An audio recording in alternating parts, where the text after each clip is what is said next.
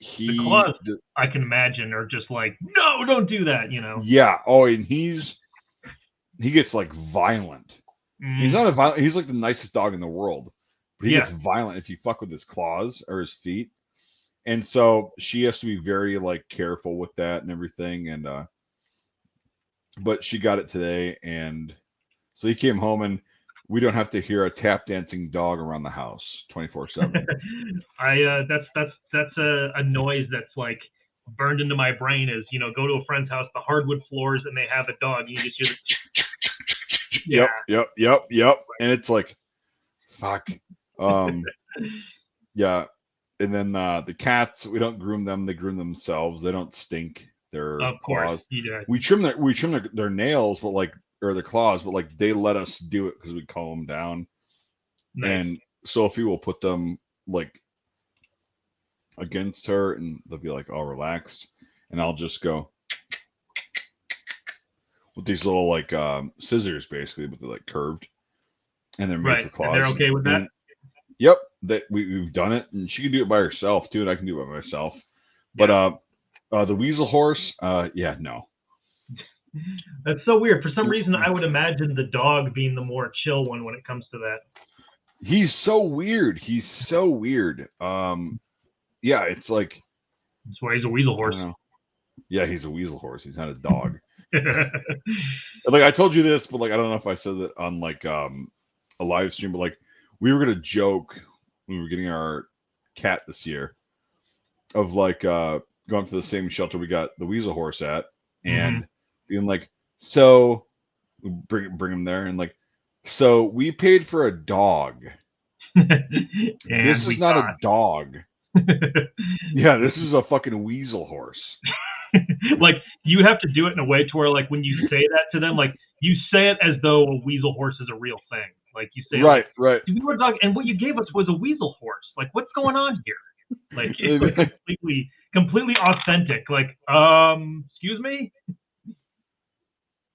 Yeah, exactly. And yeah, it's a joke, but like, no, he's a good dog. He has his like little things that like just he can't do. And but like so Brown there, he got his claws trimmed, which is good because like they grow so long, like it like you can tell it's pushing up on his feet when he walks. Right. Like so he kind of walks on his pads, right? Right. And he walks very weirdly, and you'll see it when you come here for the winery. Right. And when his claws get long, he kind of like his feet are kind of up like this because they're pushing up. Yeah, they can't be comfortable. Like, no, so you're doing him a favor in the long run. Mm-hmm. And also, he stinks, so a bath once in a while. A bath once in a while is good. Yeah. Well, that's good for you too. You know, a bath once in a while. He just like he has like human BO. Like it's sour and it's like it's weird. BO is sour. I never thought of it that way, but it is. It's sour. It's like a weird sour smell, and it's geez. It's a wet smell. Yeah. Yeah. What are we doing here? All right. I'm gonna answer a question here. All right. Or more of a statement. I found a K98 a few months back for $300. Although it was sporterized, at least the metal wasn't tampered with, and I was able to restore it to its original configuration. Excellent. Yeah, because if you buy a K98 for $300, worst case you've got a nice deer rifle. You know, you've got a rifle that shoots. But get the parts like the stock and everything to restore it back. You're gonna pay about retail for it, but it's cool that you brought one back. I like that. I have yet to buy a K98. Anything like that. Yeah, but after you shot mine, what'd you think? It was cool. It was way more rugged than I expected for some reason. Like, for some reason, I expected the rifle to be kind of, I don't know, maybe a little more elegant, not in terms of how it fired, but in terms of how you worked it. But like, when I was working that bullet, I was like I was really doing it, you know. So, which is fine. I don't mind doing that. But it was like, wow, this thing's more rough than I imagined it would be. We were also using steel case SMK ammo, which the brass case stuff is a little bit better for the extraction. Anything brass is going to be a little bit easier than steel case. Yeah, but yeah, it's like it's still like when you fire it too, it's like the recoil goes into your shoulder, but it's still smooth. It's like you know what to expect, and then it's like, but it was also very accurate. Like it's I didn't have any like issues with it. Honestly, the I fired my M1 a number of times, and that one kicks way more than that K98 does. You think so? Because I think it's the other way around. Really? Oh, so yeah. I don't know. Maybe it's just because I was expecting something more, but I don't know. For some reason, it didn't feel like too rough on me. Right. Yeah. So the way I think what it is like the M1, they probably recoil about the same. Like we'd have to get scientists out there with measurements of like the recoil actually like applied to your shoulder. But like I think the M1 recoil is different. I think because it's a semi-automatic and there's springs involved, and it kind of just whatever. Yeah. With the K98, the recoil is in your shoulder. Right. 11 Bravo Crunchy, you go away. God, why are people that I know watching this shit? Lies and slander. So I take it you know this person. Yeah, Crunchy was in my unit when I went to Iraq. So yeah, he got split off and did the cool shit, and I did the fun shit. That's fun. But well, I mean, it's too bad that we didn't like. I didn't have time to like fire the 98 and then the M1 like both back and forth. Yeah, I know. Yeah, yep. So and eventually, like, when I do that, I'll be able to distinct either. But the noise is different. That's one thing I noticed. Yes. The 98 definitely has a much more sharper like crack. It's a crack. It. It's a crack. Yeah. Yep. Mm-hmm. It's a crack, and then the M1's kind of this weird. Yeah, exactly. It's like, yeah, it's like this, like this explosion. Yeah. Whereas the K98's like, bam, like crack. Right. The great thing with I don't know if you want to call it great or not, but the interesting thing about the M1 when you shoot it, and like we've talked about this before, but like it's just you hear that bolt working while you're shooting it. It's just right. Right.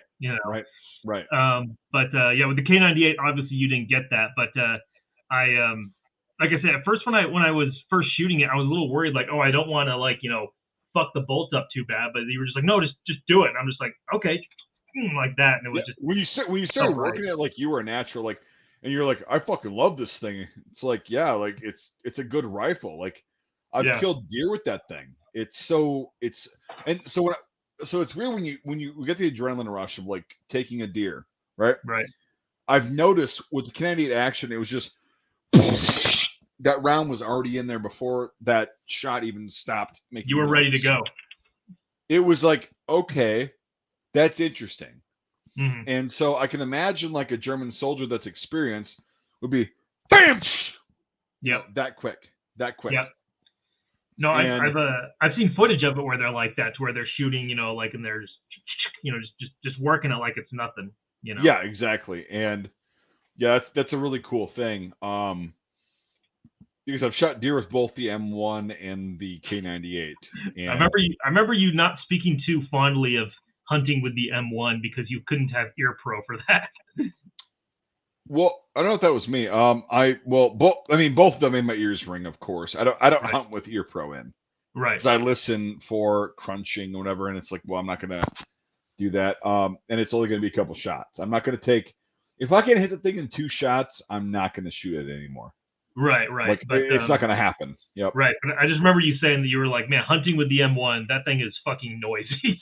It's loud, and it's because I was hunting in a place that like there were hills, not like, of course, mountains, but like there were hills, and in the woods the sound echoes off of every fucking tree that's in there. Yeah, every tree, it echoes off of that. And the M1, the sound was more everywhere versus like the K98. The crack was there, but it seemed to be more violent and like going forward. Right. Okay. So interesting. Yeah. Well, if that makes sense. I don't know. It's weird. Yeah, I've never shot my M1 without ear pro before. I have shot my Colt AR-15 without ear pro in, but yeah. What length barrel do you have on there? What's that? What length barrel? I couldn't tell you the specifics. It's like the one from. Is it a carbine or is it a rifle? It's a rifle. It's from 1974. Okay, yeah. So yeah. They're actually not that loud. No, they're not. And yeah, it's pretty easy. And like, eventually, because I was shooting, I was like, I wonder if this guy could just take this with ear pro off. And I mean, yeah, it'll make your ears ring, but like, it's not too bad. No, it's kind of like this slight thing, but yeah, it's the M1 and the K98. They have this thing that makes your ears ring for a bit. Right. And it's just like this weird. I don't know. It's so interesting. It's amazing how guys were able to tolerate that so much back then because there was no such thing as ear pro during World War II. Right. And it's like you get headaches. Like you get headaches if you're shooting these things a lot. You get headaches. Yeah. You know, one time my ear pro when I was in the military, it kind of halfway fell out, and I was getting the concussion from the guy shooting next to me. Oh man. You know, from the M4, and I was like, "Fuck!" But I'm still shooting. So, right. Okay. And then I had a fucking headache.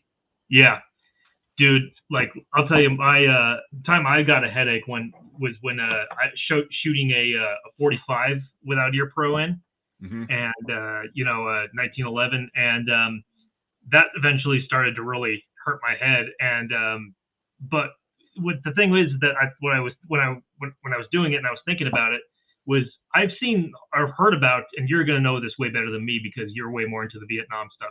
Like guys would go through tunnels in Vietnam, you know, what they call tunnel rat, with those pistols. It's like, I cannot even imagine shooting that thing in like a tunnel like that, you know? You fire it once and all you hear is... Yeah.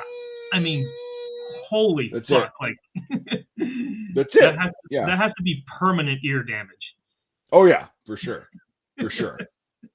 Yeah, and yeah, those guys were Jesus Christ. But it's Vietnam's a really cool subject about like not just the tunnel rats, but like everything and the amount of like so you got the M60s, the M16s, and shit firing at you, and it's like the same as World War II. It's like you've just got all this sound going on. Like, how the fuck are your ears gonna stand this? Like, how do you do that? Yeah, I couldn't do it. Well, I mean, like, so I imagine, like, going back to, the noise of the M1, like, that's the same caliber that would fire in a machine gun, you know, like a Browning. Yep, longer barrel though, and that does make a difference. Right. Okay, so that's what I was going to ask. Like, what's the difference in terms of sound from the rifle versus the machine gun? It's still gonna be really fucking loud. Okay. But the longer the barrel you have, the more the gas burns off before the projectile leaves the barrel. Okay. And the less of the sonic boom and the crack you hear. Right. It's still insane. Like a 30 cal, like a 1919 A3 is still gonna make a shitload of noise. Right. Okay. That's kind of what I was thinking. One of the that's funny because like I've been around like a 50 cal when it's been shooting and stuff like that, and that stuff like I couldn't even imagine someone having to shoot that. It's fucking insane. Fucking insane. It's fucking insane. It's like retarded how fucking loud that is. It's ridiculous. And even sitting behind it shooting it, I'm like, God damn! I'm glad we figured out ear pro. You know. Well, because that gun's been in service since World War II. So since 1921. 1921. Okay, yeah, since before World War II. Before that, yeah. It's also in training they were sitting there shooting without ear pro. You know, it's like. Have you ever seen the photo of the prototype of that gun that has the gigantic like water jacket on it? That wasn't a prototype. That was actually used. That was the I forgot what the nomenclature was, the name, but that was used as Navy deck guns for anti-aircraft purposes. Right. Damn it, I'm trying to find the photo I saw because something to where it was gigantic water jacket on this thing. Yes, it's a huge water jacket. Right. I know about the Navy. It had two hoses coming out of it. Okay, yeah. So that probably was it. Were those things? Did those guns, the Navy ones, did they have a higher rate of fire with that, or was not at that point? And then so they came out with the M2 oh my God, the letters like the M2A something or whatever, Okay. and those are made for aircraft, like for Okay. bomber aircraft and like fighter aircraft to have a higher rate of fire. Right. I Because can't. Somebody in the comments, like you guys know this, like the 50 caliber machine gun that like had a almost a twice the rate of fire that the standard M2 did, that they use for these purposes. Post it up in the comments.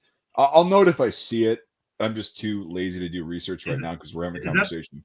Is it the 50 cal for like airplanes and stuff? Is that the one to where it kind of looks like the M1919, but just with like a bigger one? Yeah. They've got the holes cut into the shroud.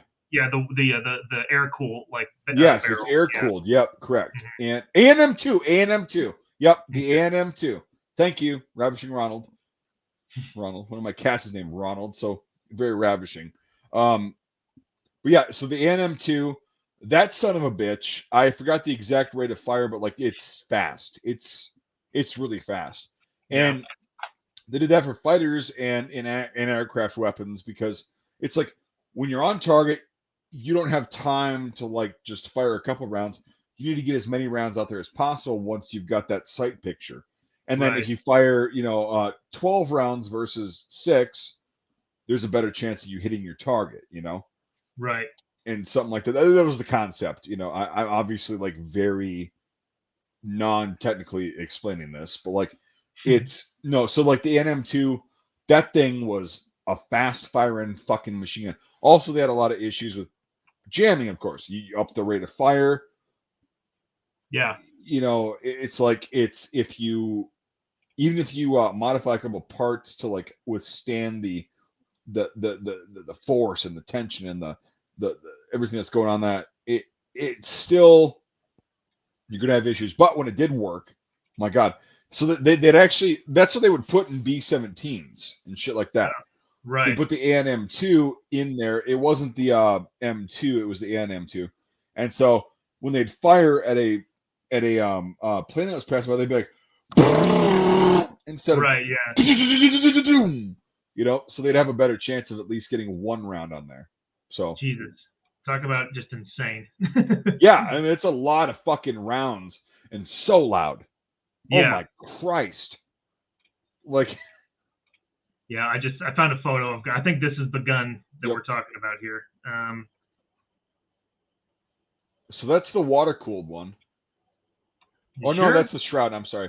We can't see. We can't see because I actually don't know what the receiver looked like and how it was different. If it was, I know what the barrel jacket looked like. That's the shroud right there. That's part of the receiver. Okay. On the right side, and so it's also blurry. It's also blurry. Yeah. But that could be just a regular M2, but without seeing the holes. I don't know. It's like very well could be. I'm pretty sure that it is, because like on a regular M2, the this part of the barrel right here that meets the gun like already has air vents. Sure, yeah. The shroud, with the receiver. But I think on the AN-M2, again, I'm not sure, but I think that also had holes. Okay. Air cooling holes. This picture is weird because it's kind of blurry at the end. It gets more blurry from the guy, and then because he's in focus. Yep. And so that could have just been and the rounds are not in focus. Who knows? There could have been air cooling holes on that shroud.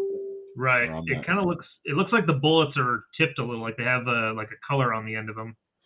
Yeah. So a lot of these were APIs and APCRs or API CRs or whatever the fuck they were.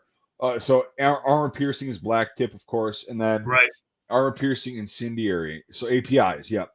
And a lot of them would have been APIs because they would have wanted to hit fuel tanks and shit like that every 4th or 5th round. Pretty sure it was 5. Don't know for sure, but like, so that's why the tips are different on the primers are also different colors, but you can't see that in this picture. Right. But yeah, cool that doesn't have that giant water cooled shroud on it because the earlier ones. Right.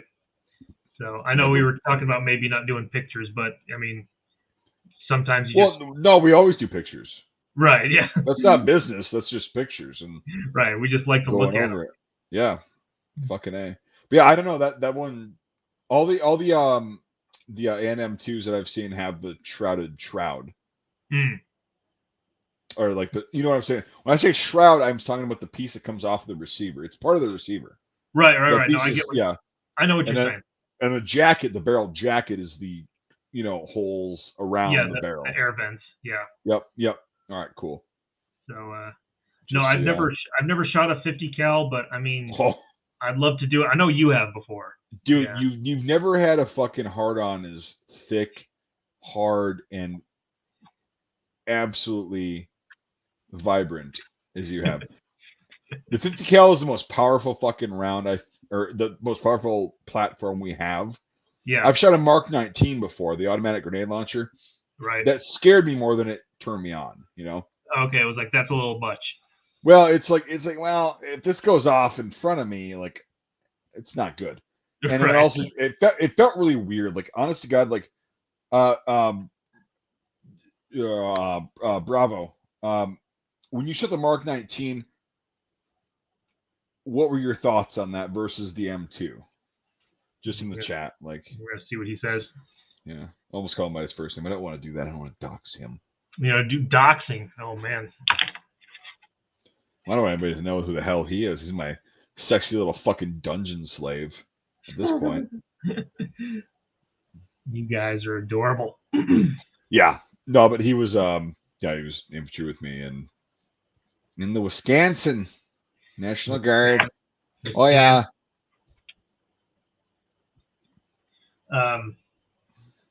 No, the only time I've been around the 50 cal, like I said, was when I was working for the military, and I was in the Humvee a few times when they would shoot it.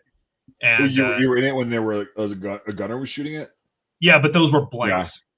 Oh, those are blanks, yeah. The live rounds are so much fucking louder, and it doesn't like to take away from your experience, but it's like that gun, that fucking gun is so loud. It's so loud.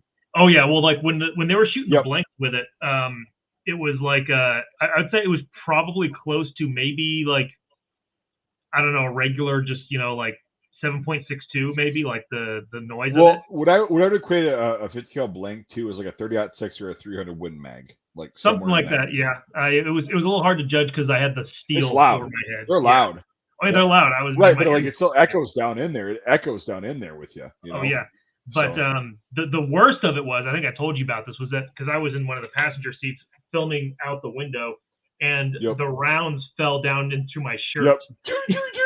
Got hot brass in your shirt. You know how bad that sucks now. And I was just like, I was like, oh, I'm getting hit by something. I was like, motherfucker! It was yeah, like it's hot. It's really hot. Yeah.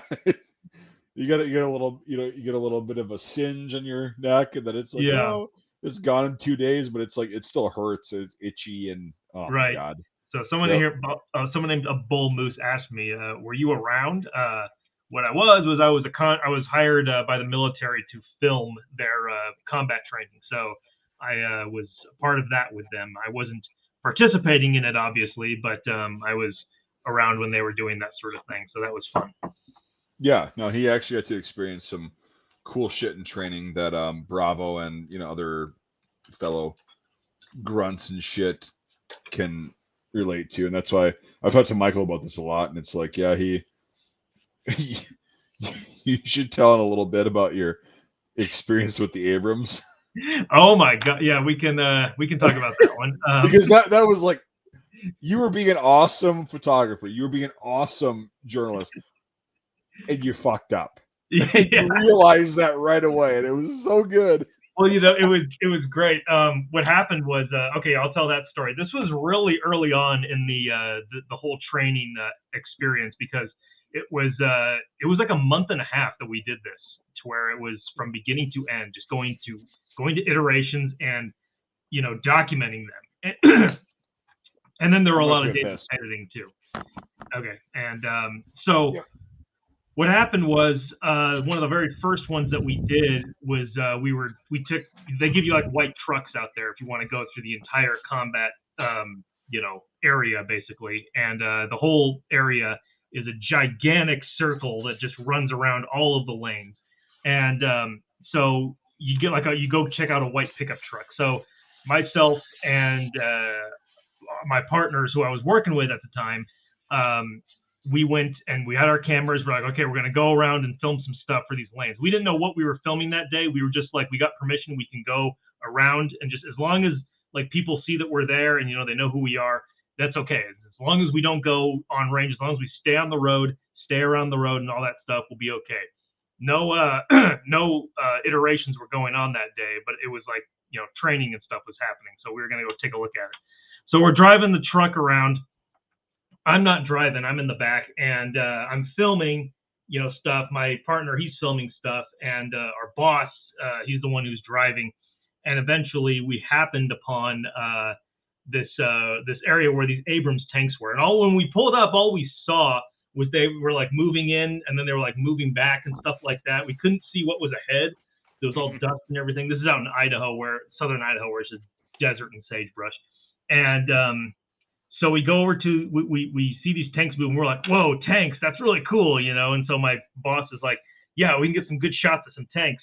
So we pull onto the side and we get out of the car. And I remember as we pulled up, I said, like, is this a firing range? And my boss was like, I don't think so. And he was from out of state. He didn't know what the hell was going on. Like, he didn't know the layout yet. We were just like driving around getting stuff that was off the cuff.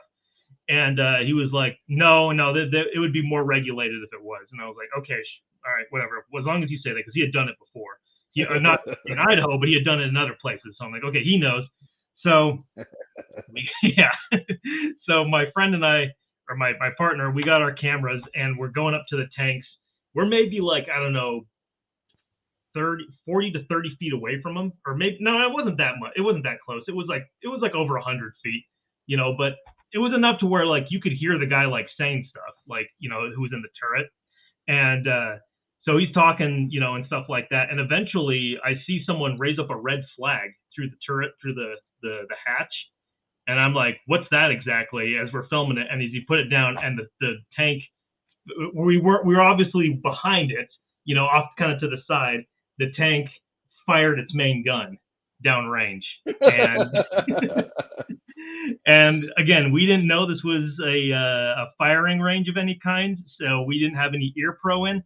I was, again, maybe like 100 so feet away from the thing.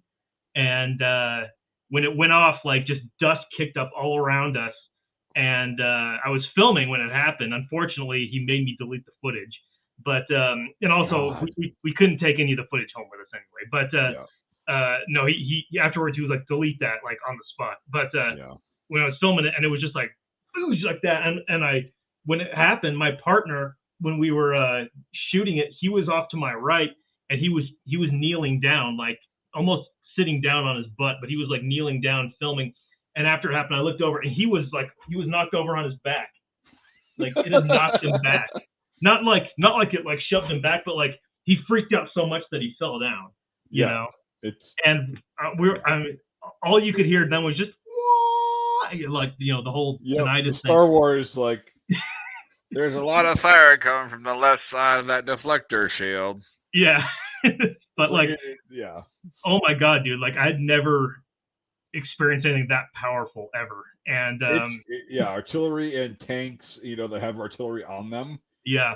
It's so fucking loud. It's like, I mean, because it was just all you could see on the front of the tank was, like, for a split second, this flash, and then just dust went whoosh, I mean, just like all around. Yep. And you feel, like, the concussion too. Like, you feel the concussion.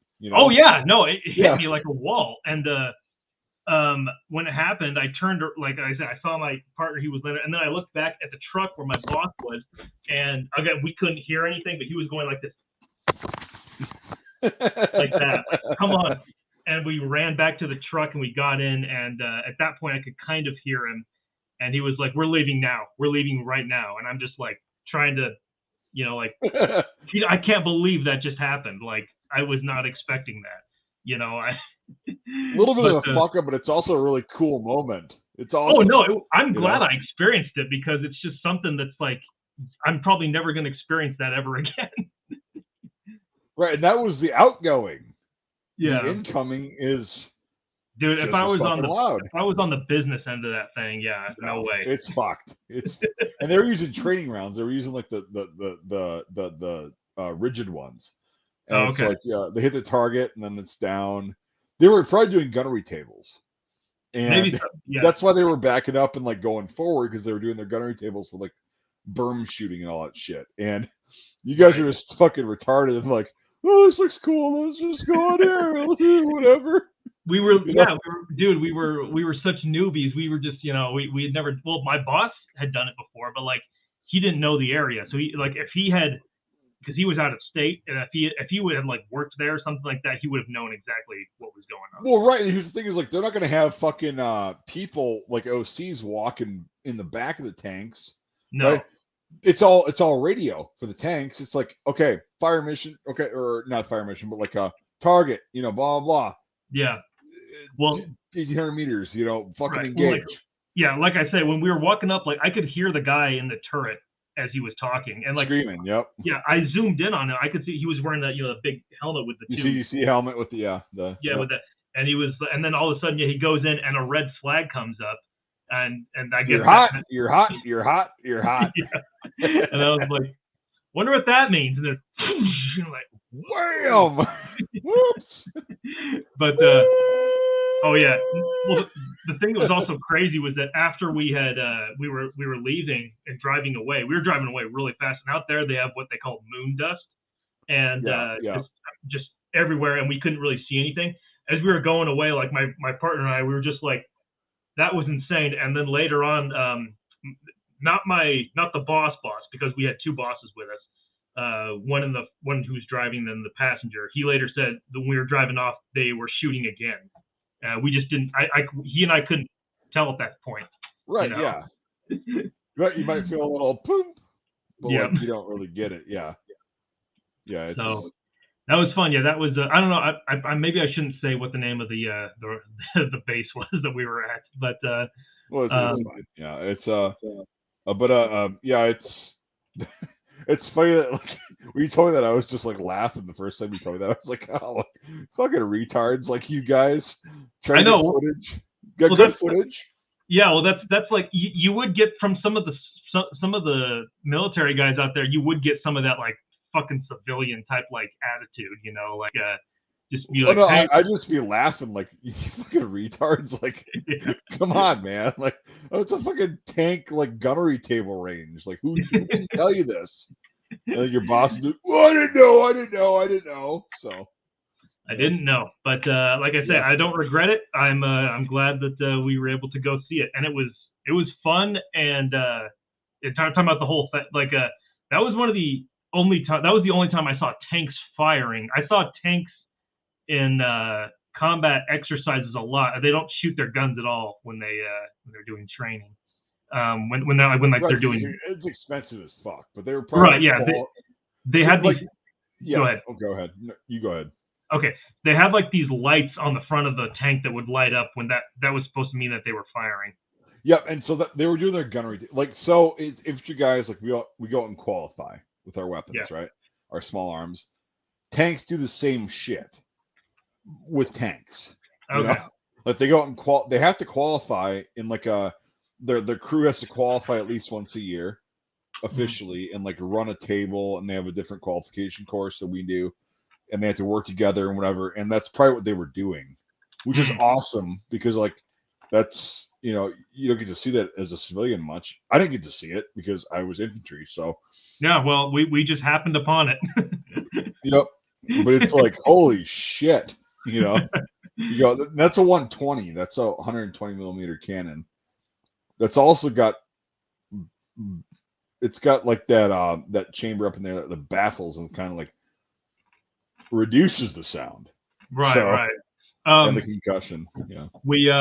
There was another time to where we were actually at a long ways away when we saw these, but they were still loud as fuck when we went to film Paladins firing, and that was kind of cool. Yeah, the 155s. Yeah, those are 155s are fucking loud.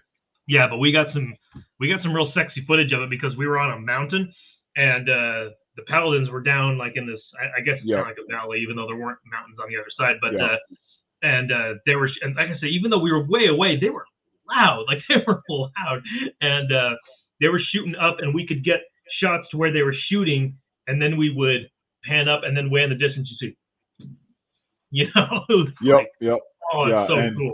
it's funny because like Bravo and I when we were at annual training in 2011 down at Fort McCoy in Wisconsin, we were at the Mount site, so he'll remember this, and he probably remembers from before I was in because he was in before I was, but so we're at the Mount site at Fort McCoy, and you hear you could hear these things going through the air, going through the air. and it was broad daylight, clear skies. You could actually see a couple of them, like you could see the fucking round in the air, right? Because they're that big and they're moving like fast, but like they're so big that it looks like they're moving slow, right? And it was like, oh shit! And so the impact site was on our left, and then they were shooting from our right. If we were looking to the, I can't remember. I think it was north. Could be wrong on that. But yeah, it's we were just sitting there listening to the artillery shooting. And we're like, well, at least they get to do some cool shit, you know. One of my the guy. This was the second time I did this for the military. One of the guys I was working with told me that one of the previous ones that he was on, that he was around like a mortar site and or mortar range or whatever, and that they heard the whistling income of these things, and like they landed like not far away from them. They had to like run the fuck out of there. Yeah, they're probably shooting dummy rounds. Though the blue rounds are just rigid. I saw those things. Even when those hit, though, they put up a dirt. Oh yeah. No, you don't want to be. Dude. You don't want to be near any artillery or mortars. You don't want to be anywhere near the receiving end of those, live or practice. Like you just don't. One thing I did do was when they were doing mortar, the blue ones. You know, we knew they were the training ones. Yep. We set up GoPros down at the range. Yeah. And we got some footage of them like hitting right in front. It was so cool, where they just came down and like you could go frame by frame and you could see the round like go into the dirt and then just the geyser. Yep. Yeah, and it was like, damn, that's so fucking cool. But they weren't nearly as as lethal as the regular ones were. But but here's the thing: is like lethal ones, they go in a little bit. Well, they go in less deep actually, but they just kick up more shit because of the fragments and everything. But it actually looks about the same. Like it looks about the same. Okay. There's just more shit flying around in the air. Yeah, so. They a number of them knocked over our GoPros. Oh yeah, and just with inert rounds, it's like it's insane. God, yeah. That was artillery is like oh yeah, no, I love it. That's why I like talking about it because it was awesome. Yeah, like and I want to correct myself because Crunchy, remember Crunchy got out in 2010 when we got back from our deployment because he was actually stop lost. So he was supposed to be out right when we deployed, and then he got kind of told that, hey, you have to go with this unit. You're gonna get paid a couple $100 a month extra, but you got to go with us. And so, yeah, he got out in 2010 when we got back, and then so he was not there for my thing that I was asking him about of like the Mount site, but he knows the Mount site. That's where I actually first met him. It was fun. Perfect. Before I was in the military. Oh, okay. So you guys got a history before that. Yeah, we did. But it was just cool to like watch, hear the and then like it's so that's how I do remember that with the Paladins because we got it on camera too, to where you could actually see the round. Like you can see the round. You can see the round. It comes out. It has its arc, and then they're gonna get it within about 20 meters of where you're at and where they were aiming. Yep. Trying to think of other. Did I tell you when they shot when they shot my partner up when they thought he was Op 4? Did I tell you about that? Nope. That was I wasn't on his side when it happened. We were going to an iteration to where it was some, I forgot what exactly was going on, but we knew that Op 4 was going to be attacking these Bradleys, and Yeah. so there's guys on these Bradleys, and there's also Humvees with 50 cals on them and stuff like that. Yep. And so I was like, hey, why don't you go with Op 4 and I'll go with, Blue. I'll go with the Army, and we can for the same thing, we can get like both perspectives of it. That'll be really cool. Right. Know. He's like, all right, sounds good. So, and when we were out there, because it was in the summer, it was the desert, and we had schmogs, that thing that you wrap around. Oh, yep. I definitely know what a schmog is. Yep. Yeah. So he had that on and over his face like this and all that stuff, and he was wearing like a big ratty coat. And so we go and sometimes with the Op 4 they would dress the part a little bit, to where they would like have turbans and stuff. Other times they would just wear regular camo, but they would wear woodland camo, which was some of them would wear woodland, while the regular it's outdated. Yep. But right. Yeah, desert. You still use it. Yep. But a lot of them sometimes would dress up with the stuff on. So, he went out there looking like that. And so we're in the middle of the iteration. The attack is happening and stuff. Op 4 is coming up, and he's with them. There's this, they're trying to ambush, and they're running at him. And he has this camera like this, and he's running with it, like this. And immediately this 50 cal swings over to him and just starts opening up, and the guy yells RPG when right before he starts shooting. So immediately when that happens, everyone turns and just starts shooting. They thought his camera was an RPG when he was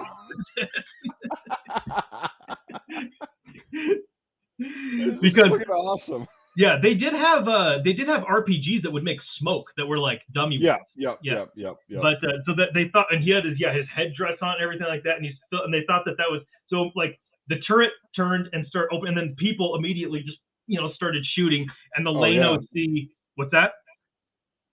I was just saying, like. Oh, okay, sorry, I didn't hear what you said. And so the lane OC afterwards was like, because we would also film their what's it called, AARs, and we would and he was like, so you guys like totally just wasted a civilian right here. That's a cameraman. Yeah, and like what Bravo just said, as some of the role players the Army got for pre-mob training were fucking good, more scary than actual civvies in country. Yes, they were. And it was funny because like a lot of them were from Iraq, and they came over here and they wanted to help like us, kind of get in touch with like the Iraqi civilization. And some lanes we did were like, oh fuck, this just got out of hand really fast. Really? And he was like, oh shit, okay, what are we doing? And then we're like, okay, end X, which means end of exercise for people in the comments. End X. Okay. Yeah, you guys should not have just gone into the fucking town. And stuff like that, because like they were. So they would end it like if it just like really went fucked. Yeah, they would. Oh, okay. See, they might have done that when I didn't notice it. I just filmed it. Well, but it was when they yell index before the mission and like the lane is done, you fucked up. Okay. Like it's not good. Like they're like, yeah, it's you really fucked up. Like in real life, you would be toast. Oh, okay. This is in our training. This isn't like when we were there, but like and so it's like, okay, what happened? And we'd have to sit there and like, this happened in like Florida and sometimes in Texas. And it was like, dude, you just chose to like roll into the town and just escalate things, and people were pissed off about whatever. And you didn't talk to them. You just fucking whatever. And then they got guns and shot at you. It's like, well, okay, run it again. And so we would run it again. And that's like Bravo said. Everybody's dead or dying. And it's like, well, we don't want to waste time because it didn't go well. We don't want to waste time on like the Call of Duty style, like it's fatality and all that shit. No, let's just end it right now. Have an after action report, and then go do it again, and figure out what the fuck we did wrong. Right. That's the whole point of training. And like, but Index, we had that called. I think my entire time in the military, we had that called beforehand, 4 times. Okay. Not that many, but when they do say it, it's not good. Right.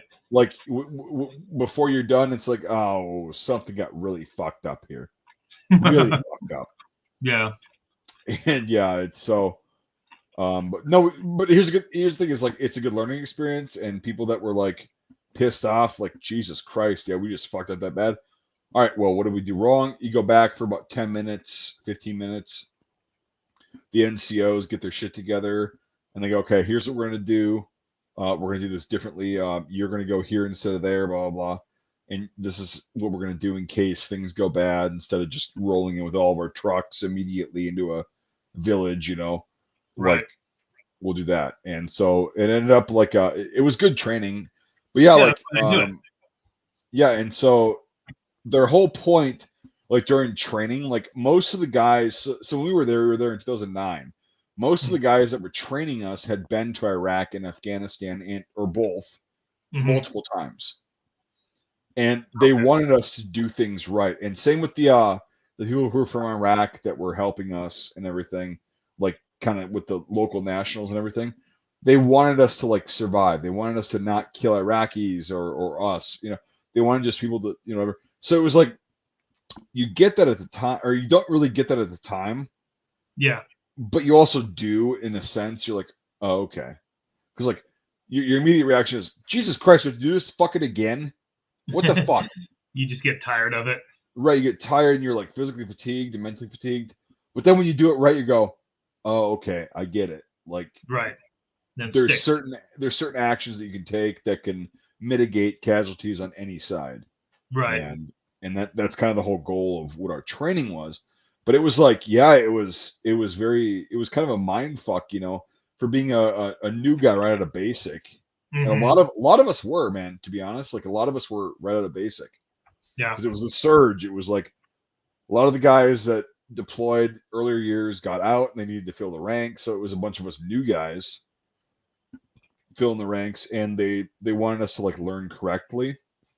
And then yeah, when we got there, what they told us about interacting with the locals and everything was a lot more intense and harsh than what it actually was. Right. They try and they build it up. Right. And so when we were just like, talking to these people, and they were fine, they were good with us and everything. We worked together, and it ended up being not as bad. Yeah. So, but yeah, that's the whole point of training is like, you train how you fight. That was our biggest motto, is like train how you fight. And then when your training is worse than when you actually go over there and do that, that's a good thing actually in the long run. Right. So, but yeah, it was very interesting. So I'm glad you brought that up, Bravo. Like that was good memories of. I mean, funny shit happens all the time in training and in the real world. Like when we were there, funny shit happens all the time, and it was good learning experience. So yeah, so I'm glad I can talk to people who've like really experienced that sort of thing, and not really have to experience it myself per se. Well, yeah, it's a good thing. Yep. And then yeah, and Iraqis, like he just said, yeah, they're more afraid of a 9mm pistol than they are of a fucking 50 cal. And why is that? Because during the time of Saddam and that whole regime and everything, which the CIA put him in there, but that's another story. A musaddis, they call that a pistol, right? Musaddis. That was a symbol of being executed. Oh, okay? I see. Because they wouldn't use a rifle on them. They would say, musaddis. This guy's got a pistol. When he pulls out the pistol, that means somebody's going to die. Okay. That's the Iraqis told me. Whether that's true or not, who knows? But based on the evidence, right? That's what they perceive. Yeah. Based on the evidence, that's kind of what happened. So if you're carrying around a rifle, they're used to that, right? It's interesting. So a pistol though. Right. Because I imagine there's lots of guards that just carry rifles, all the time Right. out there. Right. And a pistol though is like a sign of the regime, I guess. Right. And But, when somebody pulls out a pistol, that. it's somebody's getting fucking killed. Mm-hmm. It's not good. And let's see. One time in the country, I was actually approached by an Iraqi civilian in the street downtown Baghdad and was thanked for getting rid of Saddam. I was not expecting that. Yeah. It's that shit happened a lot with me too. Like Saddam. I met a lot of guys that were in the army, the Iraqi army before, like we went in there and everything, and they were under Saddam and everything. They were just doing what they were told. And I met a guy, one of the guys I got along with really well. He wasn't like infantry or anything. He was artillery, and which the word for that is medfa, artillery, and like these big fucking Russian guns. And there was another guy I met who was in the Iraqi army. He started out in like the late 80s and was actually in the first Gulf War, poised to fight against the U.S. forces, the coalition forces. And he was actually he had a Tabuk, a sniper rifle. And he said he was actually on the berm, like down south in Kuwait, when the Americans like came over the berm in February. Yeah. And his officer went, no, we're done. Just lay down your shit. No, that's it. We're not gonna get fucking killed here. And so he threw down his arms and like whatever, and he got captured by the U.S. And so he oh,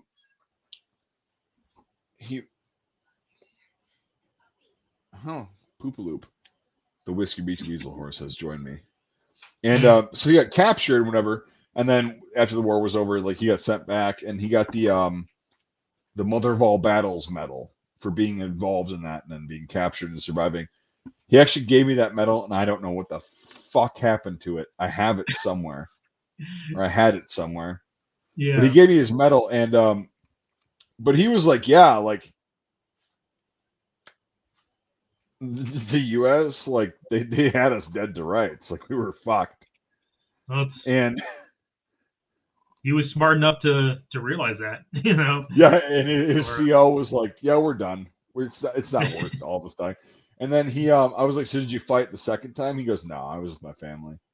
They wanted me to fight." He goes, "I was with my family. I couldn't do it." Because he also knew that he's like, "Yeah, if I fight, I've already done this. I've got the medal, that shows that I already fought against them." And he's like, "Well, I didn't, but yeah." So that was really cool. I hope he's still alive. A lot of the guys that I worked with are dead now, which sucks. Yeah. But no, it was just interesting, like that experience, like the experience of like you hear about the Gulf War, the first Gulf War, and like it was like whatever, and then blah blah blah, and mass casualties. The Iraqis just took mass casualties, and he survived, and he was a POW.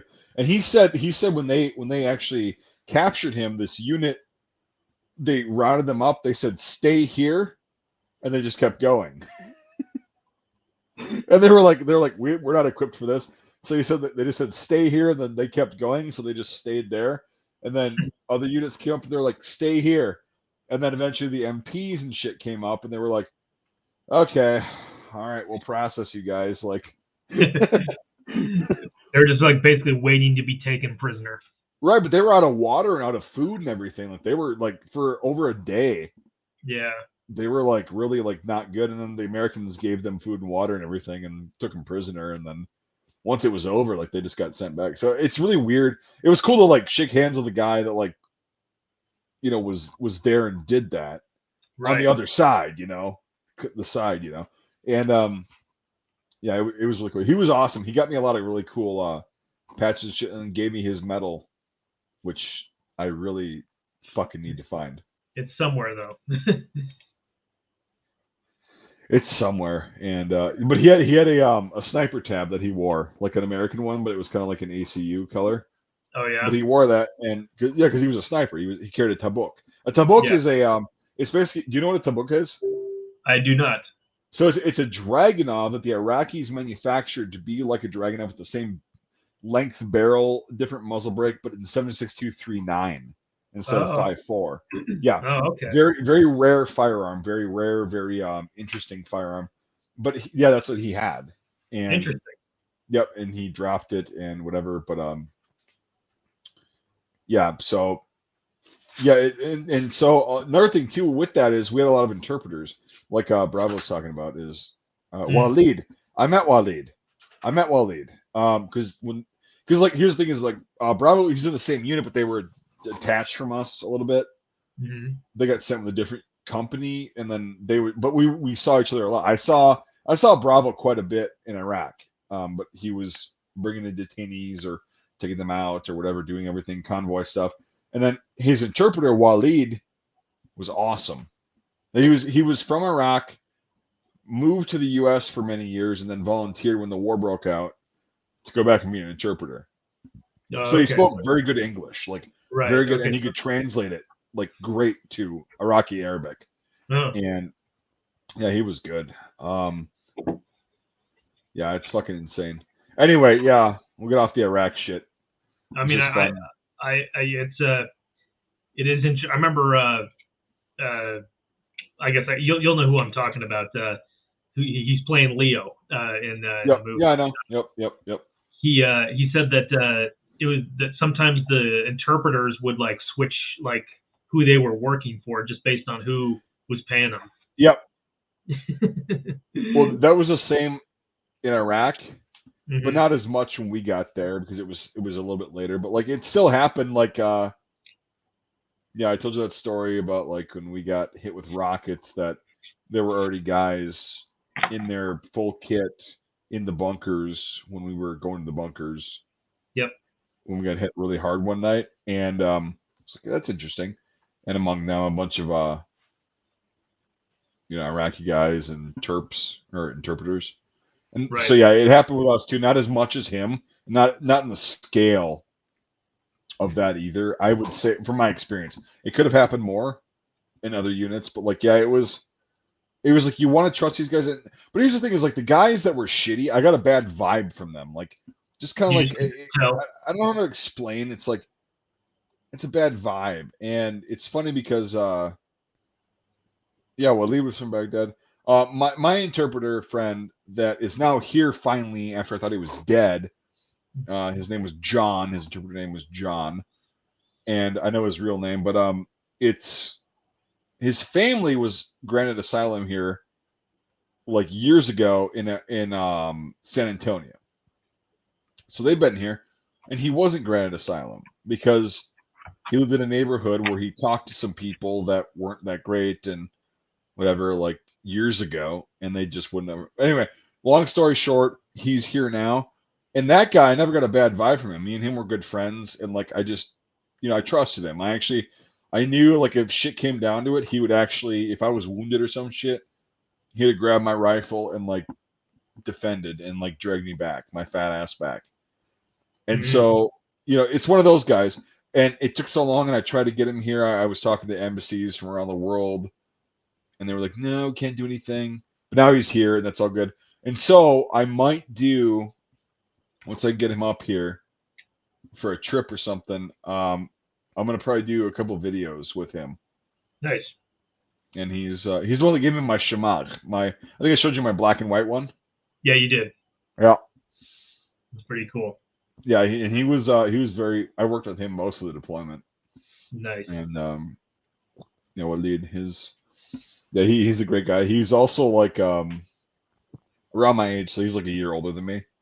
Oh, okay. But he's also like fucking a third my size, right? So it was always funny. I always joked with him like, we were doing push-ups and shit, and look, I'm not good at push-ups, but you can't even do 30, and I can. Like, what the fuck are you doing? And it was all that kind little of shit. Guy, huh? Man, he's about 5'6", 5'7", and probably about 100, 130, 40 pounds. Okay. And, but no, he's a great guy. He's a very smart guy, very compassionate guy. Nice. So, but yeah. No, it's interesting that like you've talked to Kelly, the person who's gonna be playing Kelly. and because it's a different, it's a kind of a weird thing. Yeah. And it's more like Vietnam than it is World War II. Oh, absolutely. Yeah. I mean, there has not been a war like World War II since World War II. Right. You know? So it's you got Korea that's like that. I think is like the I think the Korean War is like the catalyst of like old warfare going into the new warfare. The transitional period. Yes, and I think because the Korean War was really fucked up. I mean, extremely fucked up, and it's everyone that was involved paid dearly. Yeah. Well, And it's something I don't know. Like most people, it's something I don't know a lot about. So right, and me too. Like I'm wanting to learn more about it. I've learned the basics about like the macro level shit, and some of the micro, like what uniforms the U.S. guys wore and the ROC guys wore and whatever. But like that would be something to make an actual like series of films about. Oh, that, I totally agree.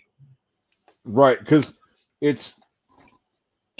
it was so the amount of suffering, the amount of pain, the amount of death, the amount of bloodshed, the amount of absolute chaos that went down there. Yeah. Fucking insane. And it's also, that was the first UN kind of thing. So you've got all these guys from all these different places. Like I showed you that picture. We analyzed that from Turkey, Yep. Mm-hmm. There were Turkish guys there. There were Brazilian guys there. There were another Brazilians in World War II as well. But like, there was units that were like, yeah, we want to be part of the UN. We want to show that we're serious. And it was just all these. Greece sent a lot of guys there. And it's like, Jesus Christ, what a fucked up conflict that was. Yeah. I mean, really fucked up. I mean, every conflict is fucked up, but how complicated this got, how quickly, it was just weird. What year was that? 50 to 53? Yep. Okay, yeah, I knew it was. Yep. It's not like it was, mid or late 50s or anything. I knew it was like early 50s. Yeah, it was 53. And the ceasefire was signed, not an armistice, a ceasefire was signed. So it just stopped. Right. That's the thing, is like, not to get anything political or anything like that. I don't want to talk about that. But like when Donald Trump and Kim Jong-un met, and then Donald Trump was allowed to step foot in North Korea, and then Kim Jong-un was allowed to step foot in South Korea, that was actually a really big deal, because that hadn't been done, well, by any president, at least since the war started. Right. And it was like insane to see that, because I'm like, this is an active war situation. Like, both these guys, Kim Jong-un and Donald Trump, are going there alone. I know they have snipers and they have fucking whatever. Yeah. I get that. But it's like they had the balls to like go without an entourage, either one of them, and do that. It's like, well, that's very interesting during a time of war. Yeah. That takes balls for both of them. Like, it's definitely the forgotten war, and not in terms of just like what happened in the 50s, but just that whole like area in general, just, right. And South Koreans they're very hard-nosed, very, very disciplined people, because they think that North Korea and China is going to take them over, and they love to have their freedom. But the paradox of that is, like, they have their freedom, but they're a very hard-nosed society. Not in a bad way. Like, I'm not saying like an insult to them, but like, they have to be, because if that does kick off, it's not going to be good. It's like, it's a bad thing. And that's the remnants of a ceasefire that was signed in 1953. Yep. It's one of the longest running wars ever, really. Yeah. See, if you were going to do any kind of movie about Korea, I think that would have to be like one of the main things about it, is that this never has really ended, Well, a lot of people think that it ended, but like, yeah, it has not. And see, a lot of the landings that took place in like Incheon and everything in 50 and whatever, that was reminiscent of like the landings that took place in World War II. And a lot of World War II veterans were leading these guys, right? Yeah. In some capacity. whether it be in training or on the battlefield, and then you get all these different units involved. It's so convoluted. It's so, and to understand it, you have to go back to World War II, and you have to go back to like the Chinese kind of revolution that they were having before World War II, when there was two factions in China fighting each other, and then World War II breaks out, and they start kind of working together, but like one's on a different side than the other, and then all of a sudden, okay, people are supplying. Yeah, it's insane. Yeah. What happened there? It's really insane. It's just nuts. No, that's well, I mean, China is all going to like World War II. China is usually completely forgotten when it comes to World War II. You know, correct. They were definitely involved. They were definitely involved. Well, like I mean, what the war for China started 1935. Yep. And a lot of people, consider World War II started in 1939. It's like, no, I would consider it probably like around 35, and stuff. Well, like right. that. Yeah. The Japanese invade Manchuria because it's very, very resource rich. I'm getting ahead of myself. Resource rich. And Manchuria is where they needed steel from. They needed fucking everything from. Yep. And they absolutely just fucking totaled that place. Yeah. And, and the Chinese nationalists were fighting against the Japanese, and the communists were sort of fighting against them, but they had a different picture in mind for like the long run. Right. And yeah, it's fucking nuts. And then the Japanese were the Indians are fighting them in Burma, which is whatever. It's insane. With the Australians. Right. And the Australians, like, here's the thing is before, well, conspiracy theory, we can get to this on a later podcast in depth. The Australians and the Commonwealth troops, like the East India, the KNIL troops, were losing so bad against the Japanese in the South Pacific and mainlands that when they figured out that, the Australians specifically were like, the Japanese are going to hit Pearl Harbor at this date, and they sent a telegram, and the Americans seem to have ignored that. Yeah. Ain't that nice? Right. And so I think there were some other things going on, but like it's. Oh yeah. No, it's it's funny. I have an Australian friend, and he's into like military stuff too, and I've talked to him about World War II, and he says in Australia, when you say World War II, people immediately think the Japanese. They don't think about Europe at all. Right, right. Well, dude, the Japanese were on New Guinea. Yeah. For those that don't know, New Guinea is the island right above Australia, a big island. Yep. And it's, when the Americans got involved, that's the first place they actually went. Yep. 32nd Division, woo! Yeah. But so it's just interesting to hear like perspectives on that from other cultures, and in his words, it's closer to home. That's how he put it.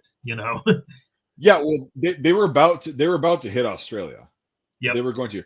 Once they took out the American fleet, their plan was to hit Australia. Yep. And just wipe it and take all the resources. That's why also like what's it called? New Zealand had all those like basically like improv weapons that they were building for in case there was an invasion and stuff like that. Right. And that's where you get like things like the Bob Semple tank and whatnot.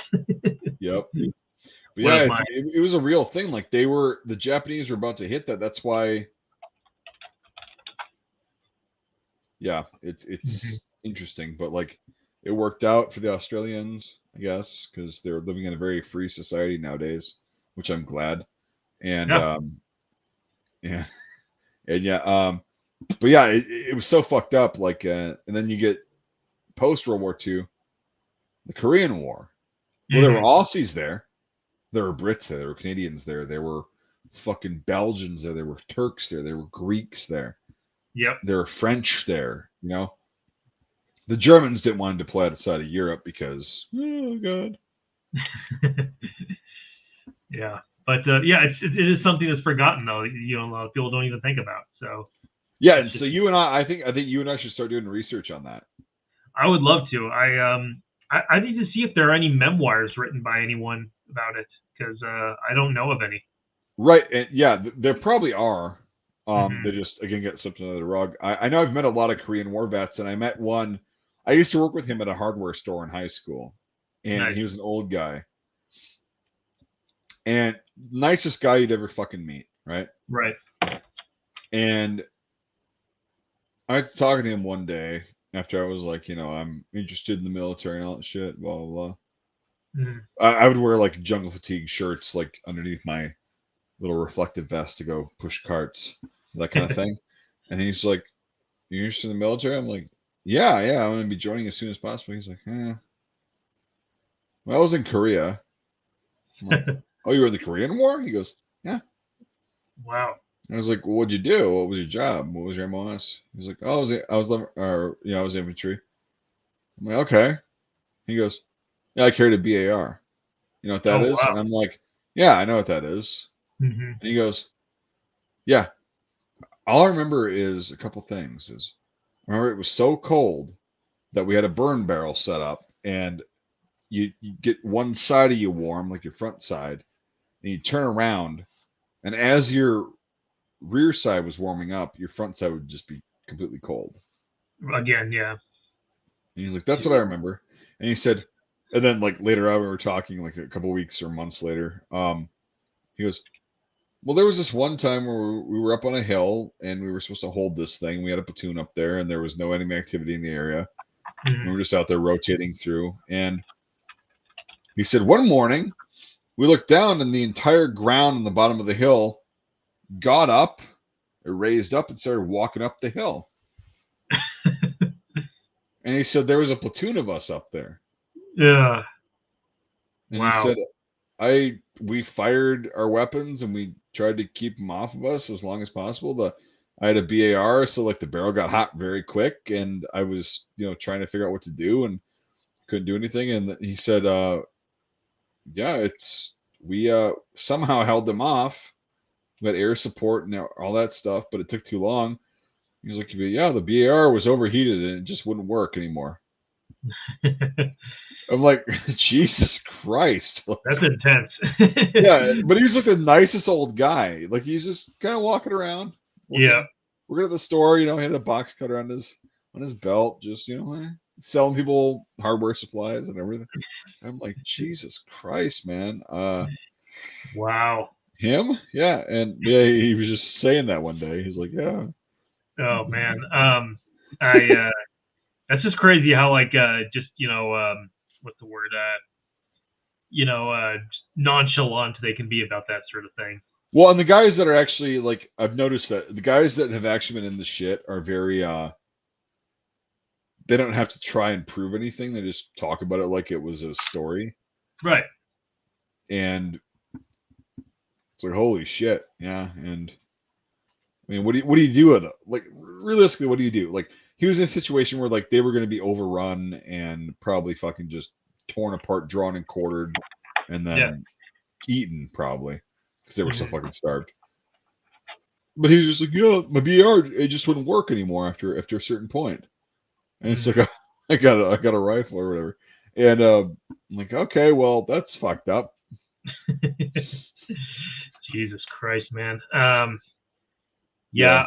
Yeah, I don't know too much. I've met my share of I guess I've met my share of vets. I don't know, for some reason, like I haven't really had a chance to like speak to a lot of them about it. I one time I met a guy who I was doing work for, and I found out he was a Vietnam vet, and Mhm. he just worked in like he was like a supply clerk or something like that. Yep. But yeah, he was like, yeah, I turned 21 when I was in Vietnam, and I was like, were you like a combat? And he was like, no, I was in like whatever was the name of the supply unit or whatever he was Yeah, and in. I love talking to guys like that because it's like, Right. well, how did you guys do shit? Yeah, How did exactly. you guys do shit? Yeah. It's something, yeah, a lot of people don't know about. And I asked him, I said, well, like, were you ever like in combat, like shooting and explosion? He said, yeah, I was around it, but I didn't like participate in it. That's most people, and it's Right. no, and like for him to be honest with you, like let's say he's just not bloviating, like, and it's cool. It's like I want to know what the hell his daily life was like, and like what he did, and funny stories he had about supply shit. Yep.